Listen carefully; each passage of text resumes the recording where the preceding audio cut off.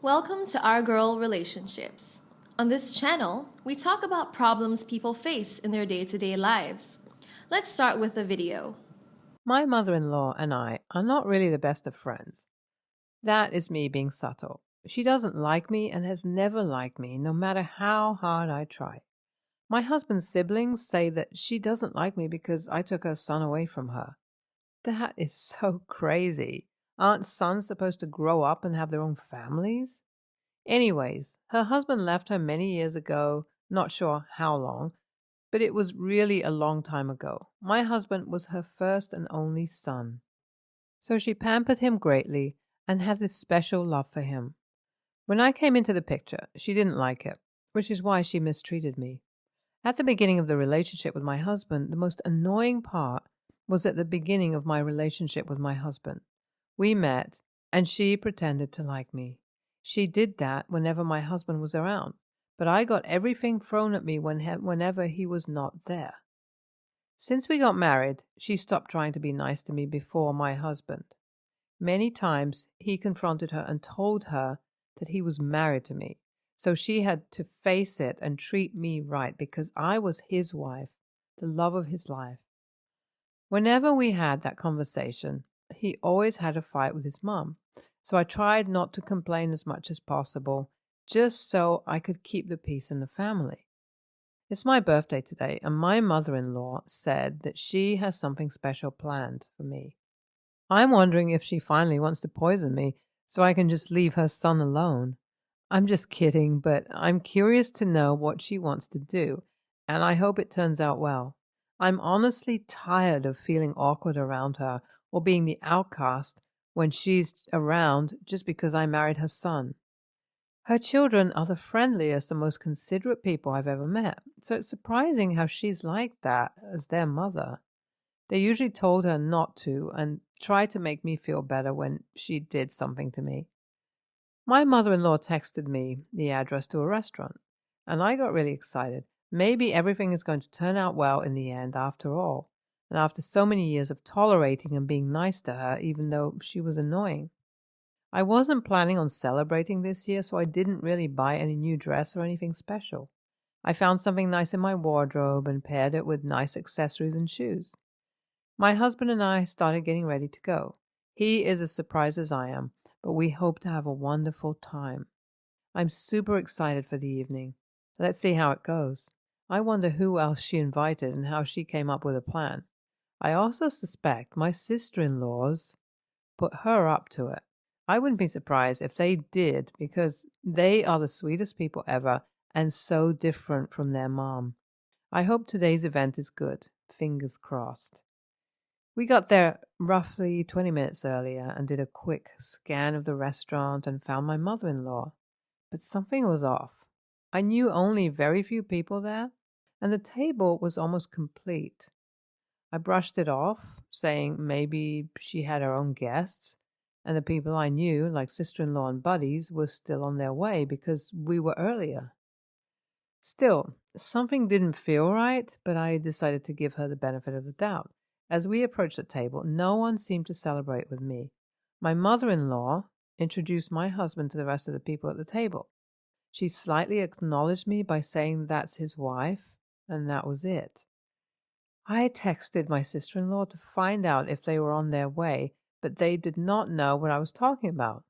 In fact, they were surprised that their mother would decide to celebrate me on my birthday when she wished I wasn't even a part of the family. Now my palms were getting sweaty. I hope I didn't set myself up by agreeing to come. Why would I think a woman who didn't like me would go the extra mile to celebrate me?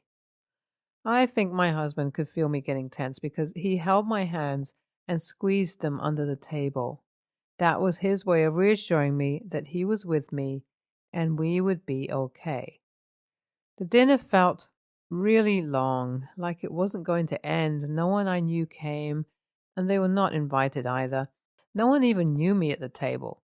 Neither did they know that it was my birthday. There was a different celebrant altogether. The child of my mother-in-law's friend had her birthday as well, so everyone thought we came to celebrate with them. My mother-in-law said that my husband had not had time for her, so she invited him so they could spend quality time together. I was only there because I always followed my husband around. I felt really embarrassed. The most annoying part is that it didn't end there. I became the subject of a conversation. It was like all her friends ganged up to make me feel bad. They started asking me questions they knew I wouldn't have answers to. I think the celebrant felt awkward too. It was her day to enjoy herself with her friends, but her mother and her friends were making it uncomfortable for a stranger and spoiling the vibes.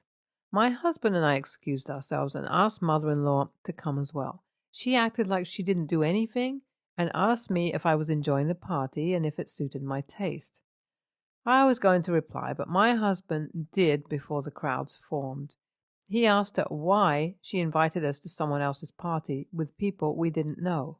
He was really angry and raised his voice at her. That was the first time I saw him speak to his mom like that. She also started to raise her voice. My mother-in-law said that I was even lucky I got invited because it was the closest I would ever get to being celebrated. That ticked me off, and it hit hard because I have a personal story about being neglected as a child, which she knew about. I wonder if she deliberately planned everything to make me feel less of myself on my birthday. If that was the case, then she was worse than I thought. At this time, I couldn't hold myself back again. I told my mother-in-law that I was the best daughter-in-law she could ever have because I put up with her nonsense and haven't yet made my husband cut ties with her.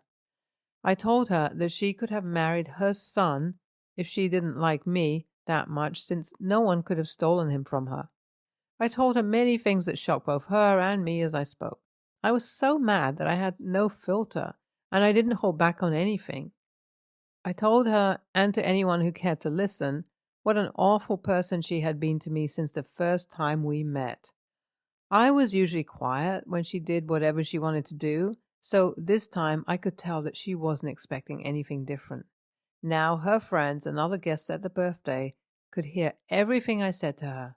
I wasn't trying to hide it or be quiet about the treatment I got, so they would know the kind of person that she truly was. My husband didn't stop me, even though I was talking to his mother. He just let me let all my frustration out. I remember how excited I had been to meet his mom the first time. I thought if he was that incredible, his mom would be super as well because she trained him. I was shocked that she didn't like me. What was there not to like? After giving my mother-in-law all that she asked for, I apologized to everyone, especially the celebrant. I didn't mean to steal her birthday away from her. My husband and I then left. But before then, my husband told her not to come back into our lives, as she had done enough damage already. She had some nerve doing what she did. He told her that he had tried to ignore how she treated me for years, but this was the last straw, and she just went overboard. Over the next few days, mother-in-law kept trying to reach my husband, but he didn't want to be reached. She tried to use his sisters to get to him, but he had made up his mind. This time, I didn't feel like I was destroying his family because he was cutting ties with his mother-in-law. She was just too much and thought that she could get away with anything. His sisters got to find out what their mother did, and they were also in support of my husband's decision. I have never felt more humiliated than I felt on that day, and to think that she picked my birthday to do that. I could have just had a pleasant time with my husband, which I wanted to do before. I had made reservations for us at one of our favorite spots. My husband thought we should decline his mom's invitation, but I was excited that she wanted to do something nice for me, and maybe our relationship would get better by that. I thought she was trying to make an effort, so I should try too, but I was wrong. So wrong, I wish I knew better. My mother-in-law didn't try to reach me, and I honestly don't care. I'm done being nice and trying to keep the family together. She brought this upon herself on her own. We wouldn't be attending any family events that she would be in any more because we are cutting all ties entirely from her. NTA, your mother-in-law played herself. She thought she would humiliate you, but she humiliated herself instead and lost her son. She should have known that she couldn't win because her son always protected you from her. YTA, you say that you have tolerated your mother-in-law for too long. How about leaving your family issues away from the public and sorting them out when you get home? Now, you don't care if your husband cuts ties with his mother. I am beginning to wonder if you really cared in the first place. Next story. I'm a 55-year-old woman, and my daughter Ellie, 28, is a catch. She's beautiful, brilliant, I mean genius smart, kind, and creative. She's the type of person to excel at anything and everything she does. She's never one to raise her voice or act inappropriately. She's pragmatic beyond her years, and she's a problem solver. Her career is flourishing, IT security, and she pays all of the bills. I've lived with her in her apartment for a year while I get back on my feet after a separation. Ellie does have one problem. She has no friends that I know of, except for her cat. This is a choice as far as I can tell, as she usually doesn't seem lonely or sad. It seems as if she functions alone and is comfortable being that way. I think she struggles to vocalize her feelings, and she always has. She's never dated or seemed interested in it. It worries me. I know Ellie has a different personality, and she's pretty quiet and shy, while I've always been a social butterfly.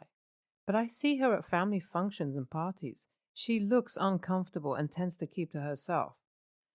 When she's approached or spoken to, she chats normally and engages, but is brief.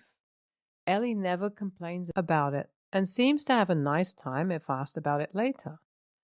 Well, yesterday I called and told her I was bringing someone home with me for the night. She doesn't care who I interact with, but I wanted some privacy. I asked her to leave before I got there, but she told me she couldn't as she had something to do for work. I wound up coming home before my guest to confront her.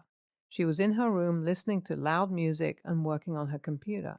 I interrupted her and we got into a heated debate. I feel like it's unfair that she won't give me the apartment to myself once in a while. She said she has work to do and that she won't get involved in whatever I do. Eventually, I exploded and said that she wouldn't understand my point of view because she has no friends or relationships, and then I said that our family members judge her for it. I told her everyone is always worried because she's strange and distant. She doesn't wear her emotions on her sleeve, but I saw her face fall. She gathered some clothes, a laptop, and left the apartment without saying anything. I figured she needed to blow off some steam, so I enjoyed my night. She hadn't come back since yesterday, and she won't answer her phone. I didn't mean to hurt her feelings, but I just want her to open up and act normal once in a while. I wanted to help my baby. AITA? For people reading, she wouldn't and won't kick me out. She gets nervous and retreats into herself and will shut everyone out, so an argument or conversation will end. She doesn't like conflict. She isn't completely without a social life. She has 3 older brothers, all married with children, with whom she shares strong bonds. She looks up to them and seems to think the world of them. I get it. I'm a huge a-hole. My daughter is okay and is coming back. I will prostrate myself with as many apologies as she's willing to hear. YTA, you didn't want to help your baby? She's 28, not a baby. You wanted privacy for a booty call and were willing to hurt your daughter to get it? Also, sorry, but work is more important than getting laid. YTA, in so many ways. You may think she's a catch, but perhaps she's perfectly happy not being caught. You're staying in her apartment, and you kicked her out so you could get laid? I hope she comes home to take care of her cat and take out the giant human trash bag that you are. Next story. My girlfriend, 26, female, took a long weekend trip to Nashville with a group of friends last weekend. They left Wednesday and came back yesterday. Before she left, I had agreed to pick her up at the airport when they came back. It's about a 40-minute drive from our place, and I didn't have anything planned yesterday, so it wasn't a big deal. I texted her yesterday morning to confirm their arrival time so that I could plan when I should leave, and she told me they were supposed to land at 3 p.m. I didn't hear from her the rest of the day, so I left our place at 2:30 p.m. and arrived at the airport at 3:15, and then texted her to let her know I was there. When I didn't hear back from her by 4 p.m., I kind of started to worry, so I checked their flight status online and found out their flight had been delayed by 2 hours during a layover and wasn't expected to land for another 90 minutes. So I went home. I had no way to contact her, so I couldn't tell her. About 2 hours later, I finally got a call from her and she was asking me where I was. I told her I was at home. She got pissed at me and asked why I wasn't there. I told her I was there at the time she told me, but she neglected to inform me of the flight delay, and I wasn't just going to wait at the airport for 4 hours. I told her to take an Uber. I could tell she was pissed, and she told me she was tired and exhausted, aka hungover, and forgot to text me about the flight delay. She said she doesn't want to sit in a stranger's car for an hour and just wants to get home. I told her I had already driven to the airport once today and I wasn't going back. And even if I did, it would take me an hour to get there, but she hung up on me. About an hour or so later, she got home, threw her bags on the floor, walked to our room, closed the door, and locked it. I tried to go and talk to her, but she wouldn't open the door. I ended up sleeping on the couch. This morning, I finally got her to talk to me, and she told me her phone died, and that was why she couldn't tell me about the delay, and that she was tired and cranky and frustrated when they landed, but that I should have still picked her up because I told her I would. She told me that the Uber was crazy expensive because they charged her peak rates, and after spending a lot on her vacation, she's pretty much broke. She told me I should have just found something to do nearby until she landed instead of going home, especially since I had nothing going on. When I finally got a word in, I told her that I find it hard to believe she couldn't find a place to charge her phone during a 2-hour flight delay or have one of her friends text me, and that it's simple courtesy to keep people updated on timelines like that when they're doing you a favor. I told her I think she was just too hungover or still drunk and didn't even think about it. She called me an a-hole and told me to F off. She again isn't speaking to me. ESH. Rule number 1 of picking up people at airports. Check the flight status. It is on you that you got there and there was a delay. You could and should have found that out. The "my phone died" excuse is irresponsible. You're traveling. You damn well make sure that your phone is charged. And yes, in modern day travel, there are tons of charging stations. She should have kept her phone charged and let you know about the delay. YTA, but I get the sense that maybe you don't travel much. Trying to give you the benefit of the doubt here because otherwise you just lack common sense. I literally can't imagine agreeing to pick someone up from the airport, having their flight details, and not checking the estimated arrival time online before setting off, especially because the East Coast and Midwest have had crazy weather this year and flights are getting delayed and cancelled constantly. But ultimately, I've picked up many people from the airport and dealt with waiting through unexpected delays more than a few times. It sucks.